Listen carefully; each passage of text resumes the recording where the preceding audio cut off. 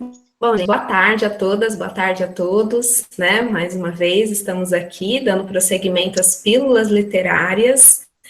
Na parte da manhã nós tivemos a pílula número 1, conduzida pela aluna Maria Eduarda Riel, né? Egressa do IF Goiano Campus Ceres, do curso técnico em agropecuária integrado para a internet. Ela terminou no início do ano, né? Agora ela é aluna da Universidade Federal de Goiás, do curso de Letras, e aí a gente deu prosseguimento, né? Estamos dando prosseguimento às pílulas, porque a Maria Eduarda fez um trabalho que eu orientei, PIBIC, ensino médio, focado na obra O Conto da Aia, né? E aí eu dei prosseguimento à pesquisa PIBIC, só que com a aluna Ronara Moreira, né? Estudante do terceiro ano do curso técnico em informática, e aí a Maria Eduarda, a Ronara, ela deu prosseguimento à pesquisa, focando mais especificamente na obra Os Testamentos, né? Que é uma continuação do conto da Aia. Então, essa pílula literária vai discutir mais especificamente essa obra, né? Não sei se a Maria Eduarda também está aqui. Ela fez uma brilhante mesa, uma brilhante roda de conversa de manhã, e a gente vai dar prosseguimento para o pessoal que muita gente não conhece os Testamentos, é uma obra nova, né, publicada no ano de 2019, e devido ao grande sucesso da série, né, do Conto da Aia, que levou o autor a querer dar prosseguimento para essa história, atendendo inclusive a muitos pedidos dos fãs, né? Não terá uma continuação do Conto da Aia? E é uma obra que eu, assim, acho que todo mundo que leu o Conto da Aia ficou muito curioso para saber como que essa história poderia ter terminado, né? Então, super indico a leitura, e eu vou repetir o que eu falei de manhã, quando eu fui fazer o convite para essa pílula. É um livro tão interessante, acho que a Ronara deve achar a mesma coisa. Eu achei mais fantástico ainda do que o Conto da Aia, que já é maravilhoso, né? É surpreendente. E a Ronara vai ter uma missão super difícil, que é tentar falar para vocês sem ficar dando muito spoiler, porque a ideia é que vocês tenham a motivação para ler o livro, certo? Até porque a gente está a série dos testamentos, né? Creio que sim, porque o mundo televisivo é assim, né, gente? Fez sucesso o Conto da Aia, provavelmente pode ser que eles já estejam querendo negociar alguma coisa com a série do livro Os Testamentos. Então, vou passar a palavra para a Ronara, e aí qualquer dúvida que vocês tiverem, quiser movimentar o chat com discussões, comentários, a gente vai abrir uns 10, 15 minutinhos finais para discussão, certo? É isso, Ronara, passo a palavra para você. Obrigada, Solange. Cumprimento a todos que estão aqui nessa roda de conversa. E como a Solange disse, esse livro ele é surpreendente. Convido vocês a lerem. Eu estou com ele em mãos, para vocês já verem aí a carinha dele e já poderem adquirir o seu. Então, nesse livro, ele vem contar mais como se for o desfecho da sociedade de Gilead, essa sociedade que elaborou o seu regime e ela pensou nos mínimos detalhes para que as mulheres não pudessem ter nenhum tipo de contato com a leitura e escrita. Se elas forem flagradas cometendo esse ato que é proibido, elas sofrem duras consequências. No livro, afirma que as fachadas que antes vinham com o nome, informando que vendia ali no estabelecimento, elas foram tampadas, colocada uma tinta preta. E aí no local foi colocado figuras que representavam que estava sendo vendido ali. Por que essas proibições aconteciam? Porque a leitura ela é um meio de conhecimento, né? Ela cria no indivíduo uma reflexão da realidade e ele consegue criar meios de sair desse meio que um prende. Então, afastá-las dos livros era um objetivo da sociedade, principalmente as aias, que eram as reprodutoras do regime, as mulheres férteis, e que o objetivo delas deveriam apenas reproduzir crianças, nada além disso. Então, elas não podiam ter nenhum tipo de contato com a leitura e a escrita. Mangel, que ele é um crítico literário, ele vem afirmar que esses meios de proibição da leitura e da escrita, da alfabetização, não vêm dos dias de hoje, porque desde que o sujeito ele é letrado, ele é um perigo para o governo dominante. Então, se essa prática não for acessível a todos, ele consegue dominar sem grandes represálias.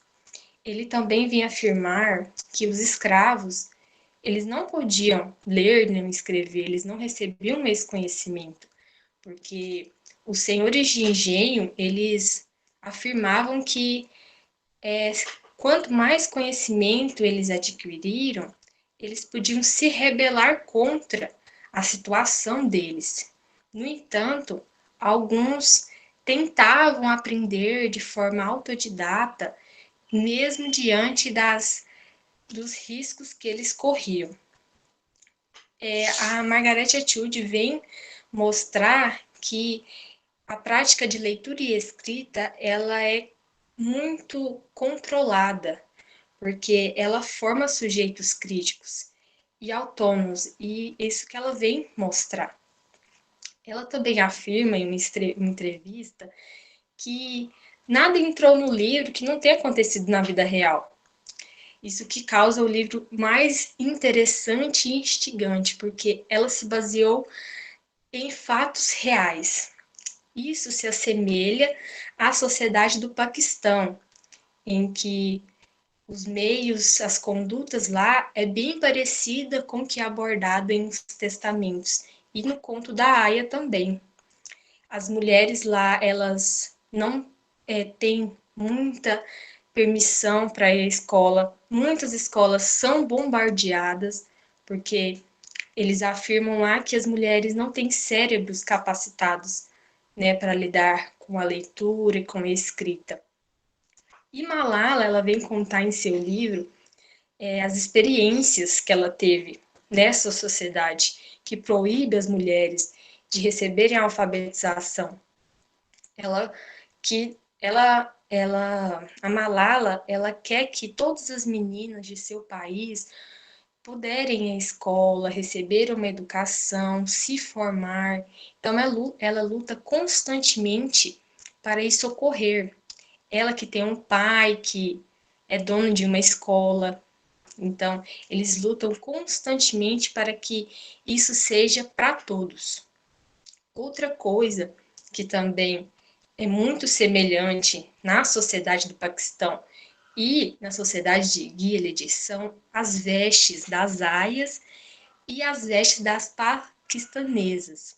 Elas que seguem o purdã, que deve cobrir todo o rosto, apenas o corpo deve cobrir todo o corpo, né? Porque eles afirmam que é algo sagrado, que deve ser mostrado apenas ao esposo. E as aias também seguem esse conceito.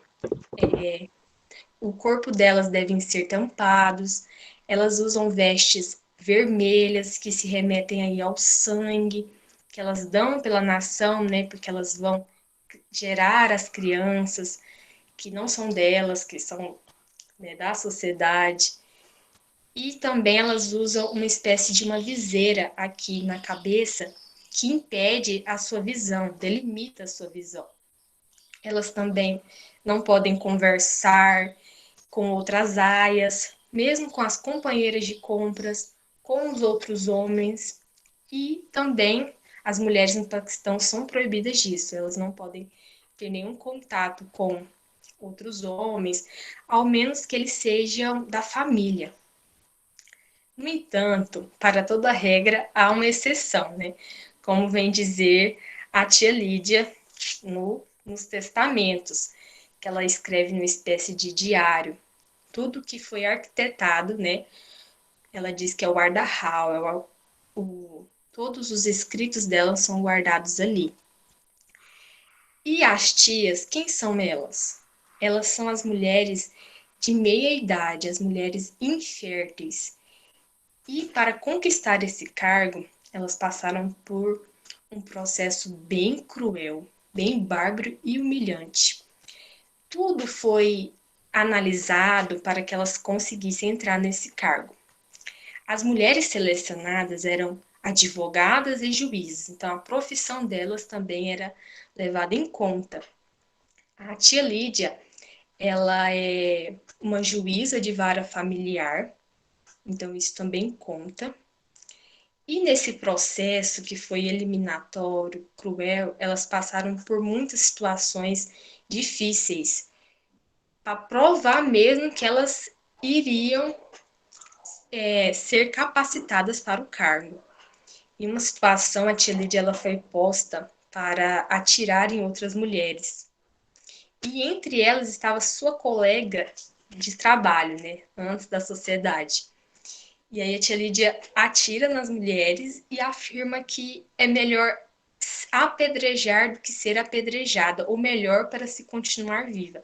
Então aí já mostra a figura fria da tia Lídia, essa figura controladora. E ela ganha uma grande ascensão em Gilead por ter todos esses traços fortes de uma pessoa autoritária. Margaret Atwood, a autora do livro, ela vem afirmar que ela se baseou em uma figura real para criar a personagem. Ela se baseou em Himmler, que ele é um líder do partido nazista. E ele esteve presente na construção ali, na arquitetura do Holocausto. Isso que torna a figura da tia Lídia muito mais interessante, muito mais temida, porque ela apresenta traços reais. Quando a gente termina de ler o conto da Aya, a gente tem uma repulsa muito grande pela tia Lídia. E isso acontece também na série The Handstyle. Nas primeiras temporadas, isso é bem marcante também, a figura da tia Lídia, muito temida, porque ela não usa condutas maleáveis e fracas para lidarem com as aias, porque ela era a principal controladora e doutrinadora do regime. Então, ela estava ali na ala feminina, no centro vermelho, recebendo as mulheres férteis, e ela tinha um papel de doutriná-las nos princípios cristãos. Na série, há algumas coisas que se divertem da trama do livro, porque também ela foi redigida anteriormente à publicação dos testamentos, que aconteceu em 2019, então foi mais recente. Na série, a tia Lídia ela é professora e ela se preocupa com seus alunos, preocupa se as mães estão cuidando deles, e ela percebe que um de seus alunos, a mãe não dá a devida atenção, e ela fica preocupada com isso. Aí ela chama a Noelle, a mãe do menino, para terem uma conversa e ver o que estava acontecendo, porque ela não dava devida atenção para a mulher, para a criança. E aí ela afirma para a Noelle que ela não é uma boa mãe, porque ela coloca o serviço em primeiro lugar e deixa a criança de lado. Ela não exerce o papel da maternidade como deveria. E também abordado na série, uma coisa que não é mostrado no livro, que a tia Lídia ela estava à procura de um parceiro. E aí a Noelle marca um encontro entre a tia Lídia e o diretor da escola. A tia Lídia já estava cheia de expectativas em relação a esse encontro. Só que ele terminou mal, ela saiu frustrada, magoada. E toda essa raiva ela desconta em Noelle. E Noelle acaba perdendo a guarda do garoto, porque a tia Lídia afirma que a mulher dá atenção só ao serviço e esquece do filho. E isso vem mostrar o lado cristão da tia Lídia, o lado religioso. E também um dos meios que ela, porque, né, um dos fatores de que a influenciou a compactuar e as condutas, a compactuar com a conduta de Gilead, que reprime as mulheres. E também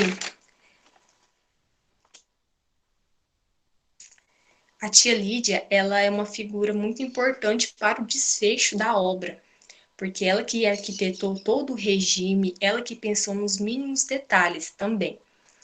E ela causava tanto medo em todos, ela era muito temida, até nos próprios comandantes, que eram as figuras que tinham maior poder dentro de Gilead, que eram os homens, ela causava medo até neles, porque por ela estar presente na criação de Gilead, muitas coisas, muitas ações que eles iam fazer, eles tinham que pedir permissão para a tia Lídia. E eles contavam também muitas coisas secretas para ela, e isso ela foi adquirindo muito poder. Então, até mesmo os comandantes tinham medo da tia Lídia. Então, ela era uma figura muito forte, muito temida. Não é mesmo, Solange? Exatamente, estava até falando isso de manhã na mesa da Maria Eduarda, né? O tanto que a gente fica surpresa com a atitude da tia Lídia, porque a gente odeia no conto da Aya e chega nos testamentos, quando a gente conhece a história dela, nós ficamos assim, muito tão surpresos, né? Que a gente chega em certos momentos, aquele sentimento inicial de ódio se transforma de certa forma, até em pena, né, Ronara, quando a gente começa a conhecer os motivos que levaram à construção de todo aquele sistema, as ideias que a tia Lídia teve. Ela arquitetou um plano ali mirabolante, né? De certa forma, um plano de vingança, digamos assim, né? A gente já dando spoiler, né, Ronara, um pouco. Mas é interessante a gente conhecer os motivos que levaram à construção desse novo regime ditatorial e a contribuição da tia Lídia nesse sistema, né? E a Ronara ainda está desenvolvendo a pesquisa dela, né, pessoal? Acaba agora em julho, no final de julho. Ela está justamente nesse. Ela fala um pouco disso, da história da tia Lídia, e é como uma questão de sobrevivência mesmo, se a gente for parar para pensar, a escolha que ela teve, ou ela, né, ia por esse caminho, né, de ser uma das figuras femininas mais fortes ali dentro daquele sistema, ou simplesmente ela teria um final trágico, como muitas mulheres tiveram, né? Então, realmente, conhecer a história da tia Lídia ali nos testamentos, como é relatado, realmente foi uma grande artimanha, né? Sim, tia Lídia, ela pensou tudo muito para ela continuar viva nesse sistema, porque senão ela seria uma das vítimas. Ela pensou com muito detalhe. E é muito importante também a gente relatar que a tia Lídia, ela sempre foi uma figura muito importante, e ela sempre queria ter esse poder até no final, né? Até no desenrolar de toda a trama, ela sempre queria ser a figura principal. No entanto, com as outras tias, ela tinha uma certa rivalidade, porque ela temia que elas passassem, né, conseguissem um cargo, uma importância maior do que elas. E ela sempre fazia ali um jogo de cintura, planejava muito bem as suas ações para que ela sempre continuasse no poder, ela se continuasse invicta até no final da trama.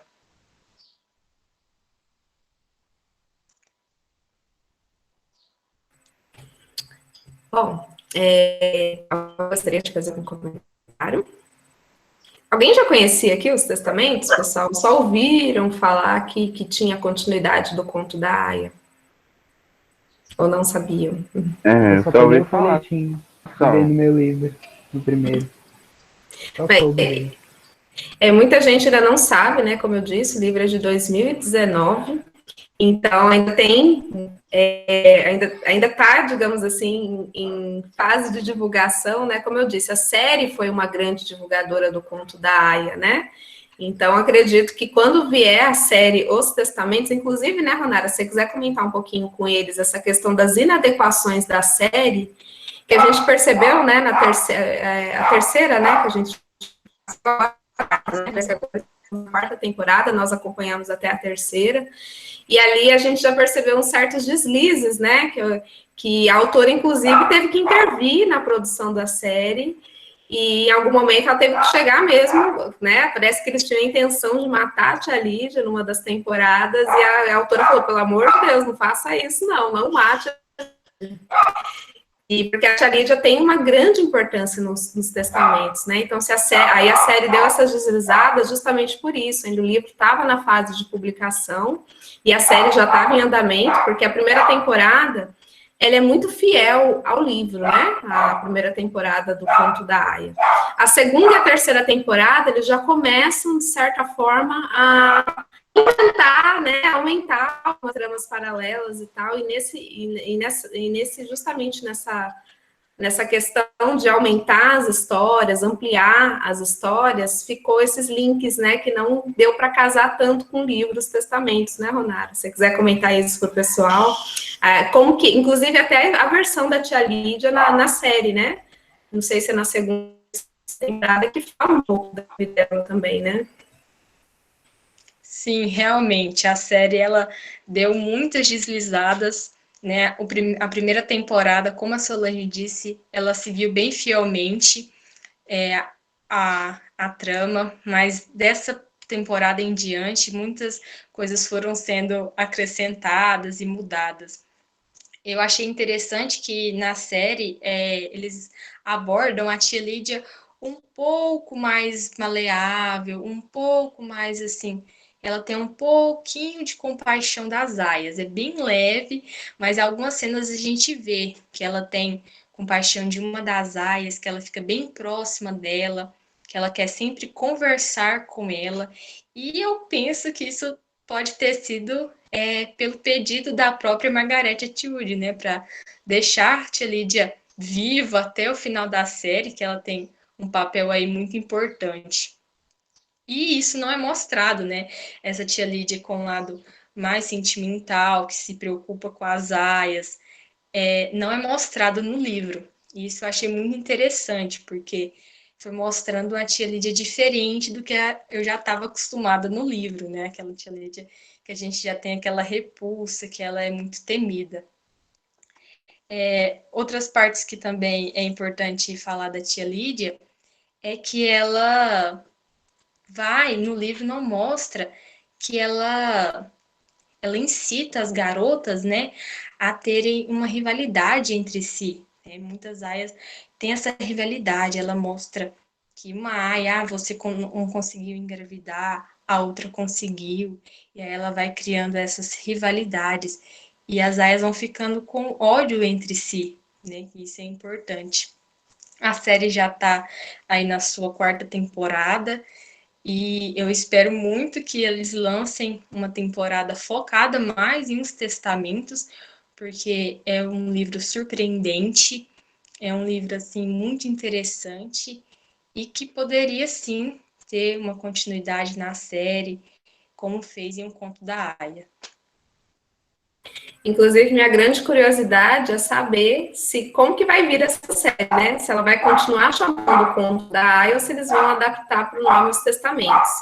Eu acho que seria uma pegada muito inteligente se eles mantivessem os testamentos, porque seria uma forma da gente divulgar essa obra. Por exemplo, muita gente aqui não sabia que teve a continuação do Conto da Aia, né? Então, acho que uma estratégia bacana seria mudar o nome, assim como teve o livro, né, a continuação do livro, que eu acho que isso ia ser mais motivador. Porque, gente, não tem negócio da série, né, acaba influenciando muita gente que fez o processo contrário, primeiro viu a série, achou interessante, foi para o livro. Então, acho que isso ajuda muito na divulgação. E outra coisa importante, né, Ronara, que a gente ainda não chegou nessa parte no artigo, né? A Ronara, como eu disse, ela ainda está escrevendo o artigo, a gente vai finalizar no final desse mês. E as outras 2 vertentes também da obra, que temos ali, na verdade, como se fossem 3 visões femininas, né? 3 autoras, além da tia Lídia, que é uma das que escrevem, uma das visões da obra, nós também temos outras 2 personagens super importantes, né, Ronara? Se puder dar uma pincelada aí para o pessoal entender um pouquinho. E a Maria Eduarda falou muito um pouco da June, né, que na verdade é a Offred, né, inicialmente, na obra, e aquele mistério, né, será que temos a continuação dessa história da Offred nos testamentos? Aí é aquele mistério, né? Porque como a Maria Eduarda falou de manhã, o nome da Júnia aparece uma única vez no conto da Aya. E nos testamentos, nós não vamos ter essa referência explícita, mas vários dos indícios que temos ali levam a crer que se tratam das mesmas histórias, né? Né, Ronara? Sim, realmente. Então, os testamentos, ele vem abordar, né, a perspectiva de 3 personagens. A primeira é a da tia Lídia, né, e todo o seu diário, todo aquilo que ela escreveu, né, o que ela arquitetou para a República de Gilead, né. Toda a criação está no seu escrito. E das outras personagens, a primeira, ela é uma filha de um comandante, né? Ela que aí conseguiu chegar na sua fase adulta dentro do regime. Ela é fruto da Aya, né? Mas a Aya apenas gerou ela e ela é do comandante da sua esposa. Então ela vem mostrar a sua realidade dentro de Gilead, o que ela passou, né, para estar ali e tudo que ela sofreu, aí vai mostrar também com mais apuro a realidade, né, de uma filha de uma aia, né, que está ali sobre o poder do comandante. E a segunda personagem é uma jovem que ela mora no Canadá, ela se chama Daisy e ela é anti-Gilead, ela vai nos protestos, ela é contra essas linhas de pensamentos e conduta. E no final, não sei se eu posso falar, mas as 3 personagens elas se entrelaçam, né, para a fundação da obra, porque tudo que elas passam sempre se interrelacionam. No final, assim, ali no meio do livro, as 2 personagens, a que é filha do comandante e a que mora no Canadá, elas vão se encontrar, assim como é mostrado também, mostra um pouco disso também na série, né? Elas se encontram e cada uma começa a contar o seu passado, contar a sua vida, tudo que elas passaram, tudo que foram contados para elas, e elas diziam ser verdades, né? Elas acreditavam nisso. E uma das personagens também, ela é muito importante, porque para Gilead está à procura dela, que ela é chamada aí a bebê Nicole, que ela junto com a Alfred, como a Maria Eduarda deve ter falado, a Alfred, ela conseguiu sair do regime, né? E aí, essa primeira personagem, ela vai e sabe o seu passado e vê que ela tem muita relação com o Fred. E por isso que é visto nela, que é chamada de bebê Nicole, na Daisy, muita força, muita garra que ela tem para superar tudo aquilo que ela é posto, porque ela vivia na casa de seus pais e os pais dela eram muito controladores. E ela trabalhava junto com seus pais dentro da loja deles, mas ela achava que ela vivia muito certinha, assim, ela não conseguia desfrutar de muitas coisas. E ela perguntava muito para os pais dela, né, a respeito da sociedade de Gilead, tudo que eles faziam lá dentro, mas os pais dela sempre a privavam disso, porque não queriam que ela percebesse a relação tão forte que ela tinha com Gilead. E é muito interessante, né? Porque a série chegou até a nomear também a bebê Nicole, né? Embora o desenrolar dos fatos são bem diferenciados, eu acredito que a série ela quis dar prosseguimento ao conto da Aya, mas não teve essa articulação com os testamentos, né? Então, desenvolveu muito essa questão, não só da bebê Nicole, mas também de como que a Offred acaba, né, entrando em novas aventuras. Ainda não vi a 4ª temporada, inclusive estou super curiosa para ver, mas pelos spoilers que estamos vendo por aí, dá para perceber que a Offred, não sei, né, dá uma ideia que parece que ela vai conseguir escapar ali, né, o que eu tô vendo ainda, não assisti, então não posso dizer muito. Mas aqui ficou um pouco essa janela, né, eu acho que a terceira e quarta temporada continuou muito o conto da Aya bem além, mas não chegou a fazer a transição com os testamentos, por isso que não sabemos, por exemplo, se a quinta temporada já vai ser os testamentos, ou se ainda eles vão querer ir aumentando um pouco mais, porque tem um intervalo, né, Ronara, de uns 15 anos, mais ou menos, entre a história que é desenvolvida em um conto da Aya e os testamentos, tem uma passagem de tempo bem significativa. Embora o livro é um flashback, né, ele vai nos contar o passado dessas duas meninas, que como a Ronara muito bem disse, sem dar spoiler, vão ter uma relação muito próxima no final, surpreendente. E isso é muito legal no livro, por isso que eu falei que eu apaixonei mais nos testamentos, mais ainda, porque como ele traz essas três visões diferentes de três mulheres fortes, né, e acaba que isso deixa a leitura super instigante, porque na hora que ele tá, um capítulo, às vezes vários capítulos conduzidos pela tia Lídia, aí para naquele crucial, que a tia Lídia ia revelar algo, aí entra a versão da Daisy / Nicole, né, que a gente vai saber que só depois que ela vai descobrir a sua verdadeira identidade. Então, isso foi uma estratégia muito interessante que a autora fez para tentar segurar a gente até o final e realmente prende a nossa atenção. A gente só quer parar o livro quando descobre realmente um grande desfecho, né? E, bom, eu acho que a Ronara, né, ela preparou basicamente isso. A gente não quis ficar também repetindo muito, né, Ronara, o que a Maria Eduarda expôs também lá no conto da Aya. Não tem como não repetir algumas coisas, né, e principalmente essa questão da proibição das práticas de leitura e escrita, igual você bem falou, de como que tirar o poder das pessoas por meio da leitura é estratégias que muitos regimes ditatoriais adotam justamente por isso, porque leitura é poder, né, então retirar esse poder, e principalmente das mulheres, foi a grande estratégia, como é revelado, inclusive, nos testamentos, né? Inclusive a própria tia ali, que as tias, né, de uma forma geral, que tinham esse poder da escrita, né, de poder escrever alguma coisa, né, então, realmente, a sacada do livro, assim, foi fantástica, né.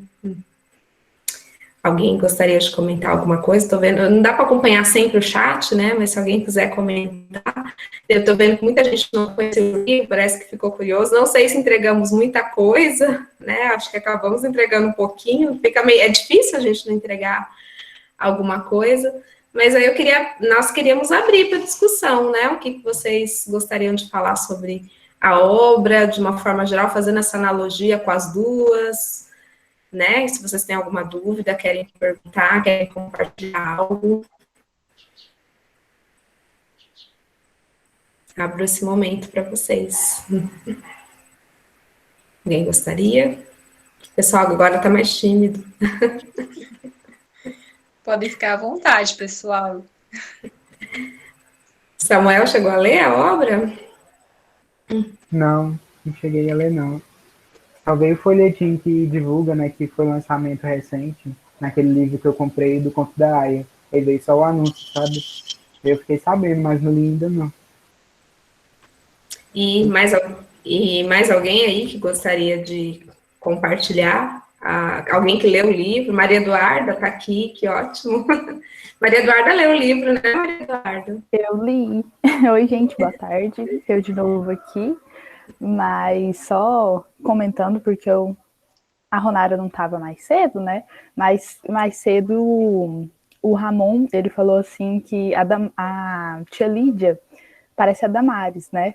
A Damares aqui da realidade, do governo e tal.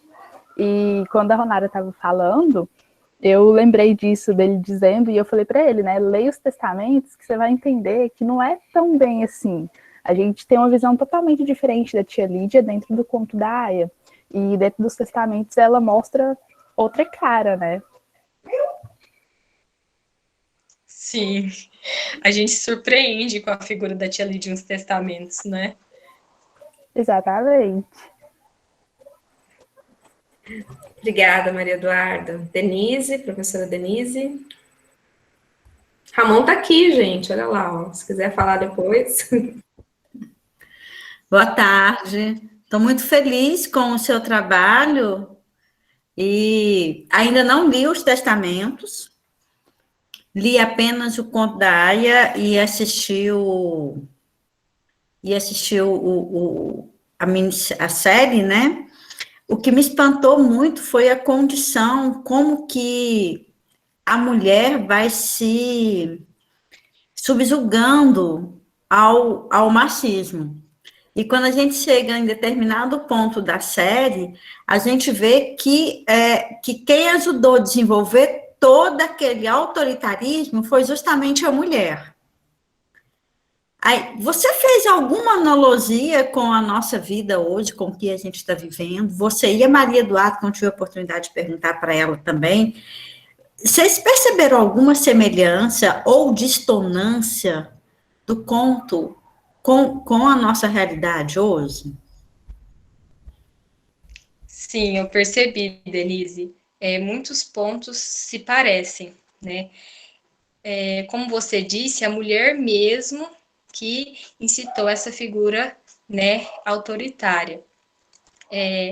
Como as mulheres hoje, uma mulher é muito visto que uma tem divergência com a outra, né?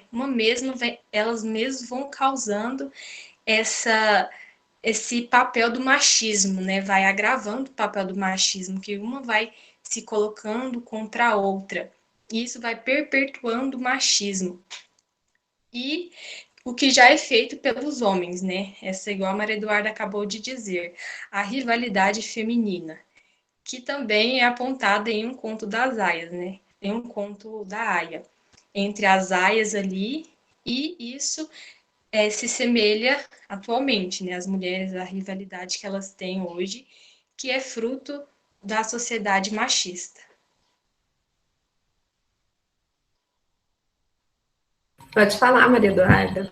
E isso que a professora Denise colocou é bem interessante, essa questão da mulher levantar o machismo próprio ali, porque em Os Testamentos a gente percebe a tia Lídia, uma mulher, comandando ali a maioria das coisas, tendo um papel ali de poder, não tanto de poder, mas entre as mulheres o maior, né?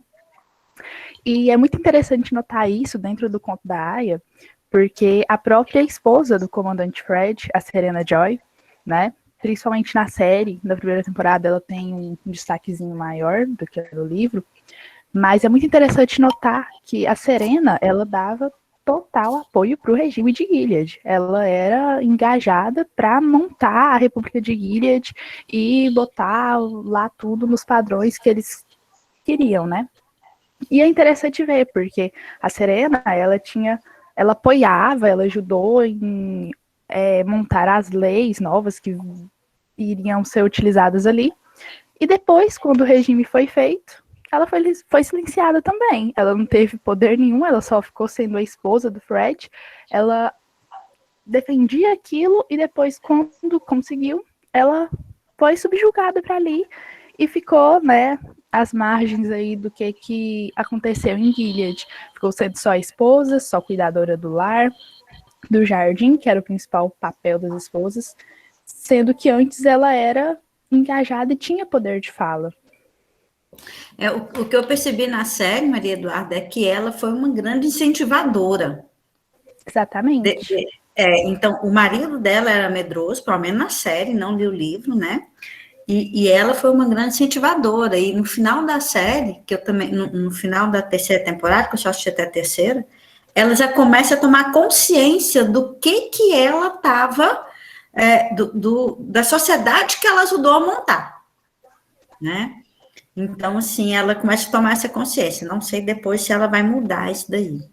Agora, fazendo uma contrapartida com um livrozinho que a gente está trabalhando também, que convido vocês a participar, que é Depois de Amanhã, né, Solange, das mulheres? Não, é amanhã, que é o Mulheres Empilhadas, a gente vê a tomada de consciência da mulher. Então, assim, a gente pode até fazer uma contrapartida. Se vocês forem assistir, a gente pode até discutir isso daí, porque a gente faz uma contrapartida. Lá no livro que a gente está lendo, a mulher percebe o machismo, né? E ela não quer. E aqui, nesse livro aqui, ela já faz parte, né? Ela já se acha, assim, dentro daquele centro da sociedade, né? Quer dizer, uma das mulheres, né? Outra não. A Aya não. A Aya vai se rebelar, né? É isso. Muito bom. Gostei desse livro. Recomendo.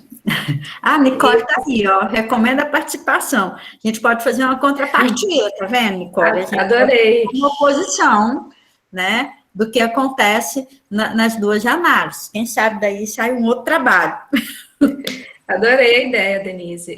É legal quando a gente começa a perceber essas inter-relações, né? Como eu falei de manhã, né? A Denise, acho que eu não sei se a Denise estava na pílula de manhã, mas eu ressaltei isso, Denise, o tanto que o trabalho que nós estamos fazendo de orientar essas meninas no PIBIC com autorias femininas né, citamos muito aí, inclusive ontem na abertura, né, a professora Hebe falou dessa questão da literatura como direito, usando a teoria do Antônio Cândido, que é uma teoria que eu sempre divulgo. Todo projeto que a gente faz, a gente divulga. Porque pensamos nisso, né? Outra coisa que eu queria falar, literatura como direito, que a Ronara também falou, é que na série, a Maria Eduarda vai lembrar, e a Ronara também, que as aias, elas tinham uma máscara que impediam ela de falar, né? E aquele chapéu todo, a gente pode até pensar no simbolismo de impedir de movimentar também, né? Porque era uma roupa tão difícil de movimentar que a mulher não tinha movimento, ela não tinha liberdade ali dentro, né? Então, achei super interessante, porque no livro não fala, né, dessa questão, e a série foi mais além. Inclusive, a Maria Eduarda de Manhã, ela fez até a relação com o livro Vox, que é outro livro também, que fala sobre essa questão de tentar silenciar mulheres, né, que as mulheres, elas não podiam falar, elas tinham um número mínimo de palavras, né. Então, associei, a hora que eu vi aquilo na série, na hora eu lembrei do Vox, né.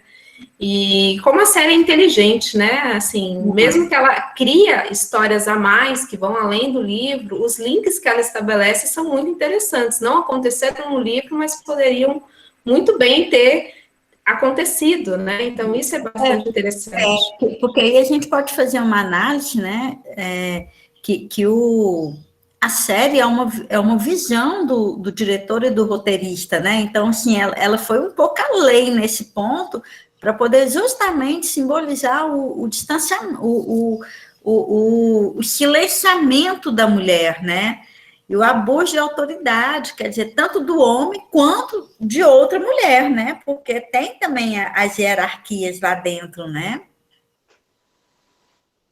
Exatamente. Então, essas críticas que são feitas na série, inclusive na época, né, eu lembro que eu falei, se eu não me engano, com a Maria Eduarda, né, como eu orientei as duas, acaba que a gente nem lembra, né, se eu falei para a Maria Eduarda, se eu falei para a Ronara, mas eu acho super interessante como a série atualiza as coisas, né, em dois sentidos. Vocês podem reparar, o livro, como eu disse, o Conto da Aya foi escrito na década de 80, ele representa esse cenário da década de 80 ainda.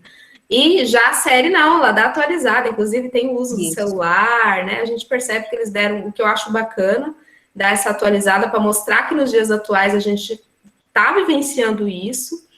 E outra coisa que eu também, eu acho que eu comentei com a Maria Eduarda, para lembrar dessa conversa, como que tentar colocar a questão do protagonismo negro, inclusive, na série, né? Como mostra o marido da Alfred negro, a filha negra e tal, mais atores negros participando da série. No livro a gente não tem muita essa descrição física dos personagens, né? Então achei muito bacana essa nova pegada, essa preocupação de ter essa inserção, por exemplo, inclusive o protagonismo negro é uma das outras faces que a gente sempre discute, né, Denise, nas autorias femininas, e na feira, inclusive, né, justamente por delegar ter esse protagonismo negro. Eu acho bastante interessante, né, e como que estamos mudando esse cenário, felizmente, inclusive nas séries, filmes, novelas, estamos começando a ver mais isso e a ter essa preocupação, né. Alguém mais que gostaria de comentar, fazer alguma pergunta? O Ramon tá aí ainda? Ele falou que tá super curioso para ler. Gente, filas de livros, nossa, é traumático, né? A gente quer, assim, é angustiante, porque a gente quer ler tudo, né? Tudo é bom. Que nem Mulheres Empilhadas está na minha lista para ler, quero muito. E tem um outro livro dela também, que é muito interessante, chama O Inferno. Vai contar um pouquinho a vida nas favelas. É bem interessante também, mas aí já vai falar da ausência de direito, né? De alguma coisa nesse sentido, assim. Esse é de qual autora, Denise? Da Patrícia Mello também. Ah, tá, autora do Mulheres Empilhadas. Mulheres Empilhadas. Então, assim, esse momento é para isso, né, gente? Fico feliz quando vocês falam, nossa, eu tô doido para ler o livro. A ideia era essa das pílulas, né? Instigar vocês a lerem, a conhecer. Desculpa se a gente entrega um pouco aí a história, né? Muito difícil a gente tentar falar da história sem ficar dando muito spoiler. Mas a motivação eu acho que tem que ser a maior, né? E acho brilhante as séries, né? Tem gente que critica, mas a série tá acabando com o livro e tal. Mas se a série tá fazendo você chegar até o livro, que bom, né? Eu acho que eu penso assim, né? Se o pessoal tá começando a ler, e o bacana é isso, né? Eu vi a série, li o livro, mas eu apaixonei mais no livro do que na série. Que bom, né? Então, as mídias influenciando para a leitura, tem gente que acha que mata, né, a leitura. Eu não, eu sou otimista, penso sempre que uma não exclui a outra, né? Pelo contrário, todo bom leitor sempre fica na expectativa daquele filme ou daquela série, daquele livro maravilhoso, não é verdade, gente? Quem aqui é leitor sabe disso. Tem os livros que eu leio que eu penso, nossa, quando vai sair a série? Quando vai sair o filme? Né? Então, eu acho bacana a relação literatura, cinema, né? A Denise também gosta muito disso, né, Denise, dessa relação. Acho que o seu próximo projeto vai falar um pouco sobre isso, né? E o pessoal adora, os meninos, os jovens principalmente, então é bacana, né? Alguém quer falar? Alguém mais? Quer perguntar alguma coisa? Temos uns minutinhos ainda, mas acho que o pessoal ficou mais tímido, acho que porque, não sei se conhece a obra, né? Como eu disse, muita gente não tem ainda conhecimento dos testamentos. Então, eu acho bacana essa pílula por isso, né? Dá oportunidade para vocês conhecerem a obra, saber que ela existe, saber que tem a continuação, e é surpreendente, né? Realmente é um final bem interessante, né? Eu acho que, como eu disse, mais interessante do que o conto da Aya. Maria Eduarda, você também achou? A Ronara já comentou um pouquinho. Se você achou mais interessante. Eu achei, assim, os dois, né? Eu sou suspeita por falar do conto da Aya, não tem jeito, mas os testamentos foi, assim, muito frenético, acho que é a melhor palavra, porque toda hora eu queria saber o que ia acontecer com as três personagens, porque eu sabia que elas iam se interligar ali em algum momento. Eu queria saber como, por quê, por qual motivo. Então, assim, eu achei muito, muito, muito legal essa obra, e, assim, recomendo para vocês, já pega o conto da Aya, já pega ele e vai no embalo. Eu acho que isso tem muito a ver com o amadurecimento da autora, né, da escritora, porque temos um intervalo aí de mais de 30 anos entre uma obra e outra, e nisso a autora também vai amadurecendo, a sociedade vai modificando muito também, e a própria autora viu como isso repercutiu no final dos anos, aí da década, né, a série estreou em 2017, né, então foi bem essa época que o pessoal começou a retomar a leitura do conto da Aya mesmo, levou essa atualização para os testamentos. Isso que eu achei bem interessante, né? Tem uma outra série também que eu queria recomendar para as meninas assistirem e para o pessoal daqui que está ouvindo a gente, porque é um tema que talvez interesse, que é uma série brasileira, que é a série da Verônica. Não sei se vocês assistiram. Também é baseado em livro, né? Que Verônica é uma coisa, assim, da gente assistir. Eu comecei às 7 horas da noite e terminei ele de madrugada, porque a gente também não consegue parar. E é também sobre a questão do silenciamento da mulher e da violência, né? É bem interessante Verônica também. Segue a mesma linha. segue a mesma linha, e é tão interessante quando a gente estabelece essas comparações, né, Denise? Eu estou indo muito por essa linha das comparações de um livro e outro, como nós fizemos, né, os testamentos, o trabalho da Ronara continua, não é só uma continuidade do Maria Eduarda, porque além dela falar dos testamentos, ela retoma muita coisa do conto da Aya, como ela mesma aqui bem explicou para a gente hoje. E as comparações eu acho fantástico, igual você já estabeleceu na relação com mulheres empilhadas. Então, a literatura comparada é algo, assim, realmente apaixonante, você saber identificar essas semelhanças, né, e as diferenças. Inclusive, o próximo projeto PIBIC que eu vou orientar, né, agora no novo ciclo de agosto, eu vou fazer nós vamos fazer essa comparação, né, indo para a linha das negras, né, trabalhar aí com a Chimamanda, que eu acho que é outro nome que está se destacando muito, né, escritora nigeriana, autora do famoso livro Sejamos Todos Feministas, ela também escreve livros literários, e Bisco Roxo, eu li, foi indicação, inclusive, da Maria Eduarda, que eu lembro, que ela disse que adorou esse livro, eu falei, eu quero ler esse livro, eu sempre quis ler os livros da Chimamanda, fazendo relação com a Teresa Cárdenas, outra escritora cubana, que também escreveu um livro fantástico, Cartas para Minha Mãe, e colocando essas duas questões, né, do protagonismo juvenil negro, que as duas obras retratam. Então, fazer essas relações eu acho muito rico, muito interessante, e poder propor isso aqui nessas pílulas, né, nesses momentos literários, é muito interessante, principalmente quando o pessoal começa a fazer essas relações, né. Igual no conto da Aya, que eu acho que estimulou mais por conta da série, o Ramon trouxe umas contribuições tão ricas, né, de manhã para a gente, falando do nome, né, Lídia, Marta, a questão bíblica, né, que não foi à toa, achei muito legal, porque nós já lemos tantas análises sobre o conto da Aya, mas essa dos nomes bíblicos eu achei, assim, realmente muito surpreendente, né, tem muito a ver realmente com a relação da obra. Você vê que a autora estudou muito, né, para poder escrever e falar sobre isso, né? Então, é bacana, muito interessante. Mais alguém gostaria de falar? Ramon, falamos de você? Pode falar. Não, só uma consideração em relação a... Eu não conheço ainda os testamentos, mas já está aqui furando a fila, que eu fiquei muito curioso agora para lê-lo. E em relação à construção das personagens da Margaret, eu não sei nos testamentos porque eu ainda não vi, né? Mas no conto da Aya, essa relação com o texto bíblico é fantástica, a forma como ela constrói esses personagens e a forma como ela constrói a narrativa. É como você disse, é uma coisa de alguém que se debruçou mesmo sobre o texto bíblico para fazer uma coisa assim consistente, sabe, bem fundamentada. Aquela passagem aquele texto bíblico que eles leem antes de fazer o ritual lá, né? Aquele ritual mensal lá para fazer, para onde as aias são entregadas aos seus donos, né? Para serem estupradas. Gente, aquilo ali é coisa de quem realmente conhece o texto bíblico. Então a gente percebe que ela teve um trabalho também muito grande no sentido enfim, de estudar mesmo todo o contexto bíblico, todo o texto bíblico mesmo. Enfim, é brilhante a forma como ela constrói esses intertextos na narrativa dela no conto da Aya. E você falando isso me lembrou um outro escritor, né, a Denise conhece também, que é José Saramago. Ele fez José Saramago, português, né, inclusive Nobel de Literatura. Ele era ateu, né, no entanto, ele fez um estudo aprofundadíssimo quando ele escreveu aquela obra, O Evangelho segundo Jesus Cristo, que ele teve a audácia de fazer uma paródia sobre a história de Jesus.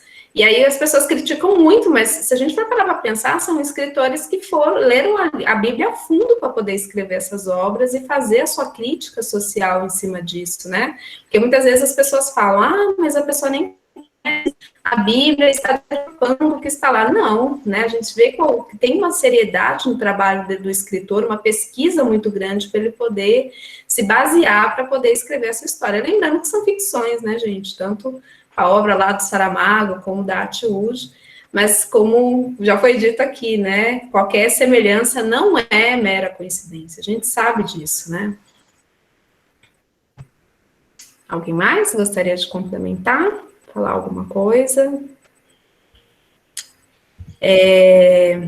Machado também usou muitas referências bíblicas nas suas produções, exatamente, gente. Então, é um trabalho muito sério do escritor ali, tem muita pesquisa, sim, é óbvio, tem muita ficção ali envolvida, né, no meio. Inclusive, aproveitando o momento aqui, eu queria divulgar para vocês, eu quero ver se até amanhã eu faço isso, nós fizemos uns trabalhos integrados muito interessantes, já que a gente está falando de misturar ficção com realidade, com os segundos e terceiros anos, um trabalho integrado que a gente pediu para os alunos criarem um diálogo fictício entre a Leodegária de Jesus, Carolina Maria de Jesus, no caso dos segundos anos, dos terceiros, né? E uma escritora colombiana negra, Mari Grueso. Nos segundos anos, o pessoal fez o diálogo com a Leodegária, a Teresa Cárdenas e a Maria Firmina dos Reis, né? E ficou muito legal. Então, eu queria, assim, eu quero ver se eu ainda estou selecionando os livrinhos para mostrar para vocês. Nós temos aqui escritores, viu? Inclusive, tem muito aluno do segundo ano, terceiro ano aqui presente. Livrinhos fantásticos, super criativos. A gente sabe que as 3 escritoras negras não poderiam ter se encontrado, né, realmente, de fato, mas as historinhas que o pessoal criou ficou, assim, fantástico. Então, por que não misturar ficção com realidade? Eu sempre coloco essa pergunta em questão. Depois nós vamos divulgar lá no Instagram da feira. Vocês estão seguindo o Instagram da feira, pessoal? Quem não está seguindo, segue lá, porque a gente vai divulgar lá o link para vocês terem acesso aos livrinhos e verem aí a criatividade desses alunos fantásticos, né? Futuros escritores. Eu acho que é isso, né? Se alguém tem mais alguma pergunta? Denise? Só lembrando, tem atividade dos meninos primeiros anos também, que vão ser expostas, né? Não sei se foi. Já recebeu lá? Já enviou. Ainda não recebi. Você pode me encaminhar que a gente vai divulgar os dos primeiros anos também. Tá. Vou encaminhar, então. Trabalhos fantásticos, né, Denise? Deve ter saído também muita coisa boa, muita coisa criativa.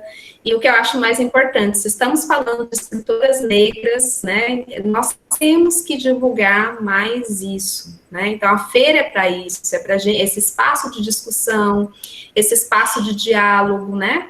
E uma coisa que eu acho super importante, inclusive a professora Hebe falou ontem na abertura, e eu concordo plenamente, a gente tem que também tomar muito cuidado com essas questões, por exemplo, que as pessoas falam, mas somente o negro ou a mulher negra tem um lugar de fala para falar sobre isso. Eu penso que a luta tem que ser de todos, obviamente que eles têm um espaço que, né, um lugar de fala muito importante, muito significativo, mas eu penso que a gente tem que agregar, somar essa luta, né? Então, é importante ver negros escrevendo, mulheres negras escrevendo com protagonismo negro, isso é representativo, sim, né?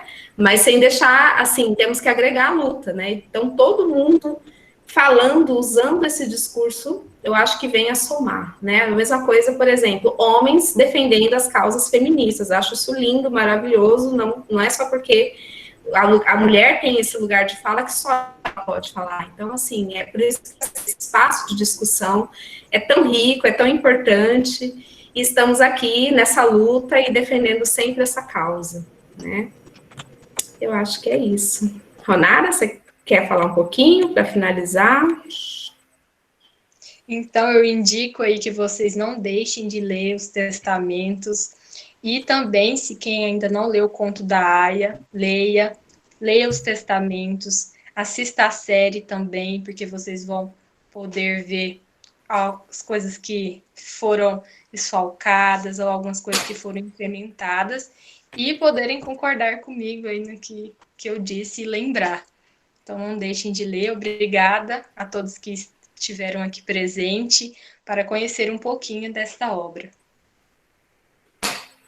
Obrigada, pessoal, né? Se não tem mais nenhuma consideração a ser feita, agradeço a presença de todos, a participação de todos, de todas. A lista de frequência está aí, se alguém não assinou, aproveita aí o momento. E aí, esperamos vocês mais tarde para a mesa 3, que vai ser pelo YouTube. E amanhã temos mais pílulas literárias. Vamos prestigiar o trabalho da Nicole, Mulheres Empilhadas. Eu inverti a ordem, Denise, eu nunca lembro se amanhã é o da Nicole, ou um ficou amanhã e o outro ficou na quinta, né? O da Ana Júlia ficou, acho que para quinta-feira. Obras fantásticas, de autoria feminina, esperamos vocês nas pílulas e nas demais mesas, certo? Muito obrigada pela presença de vocês. Tchau, tchau. Obrigada, tchau, tchau.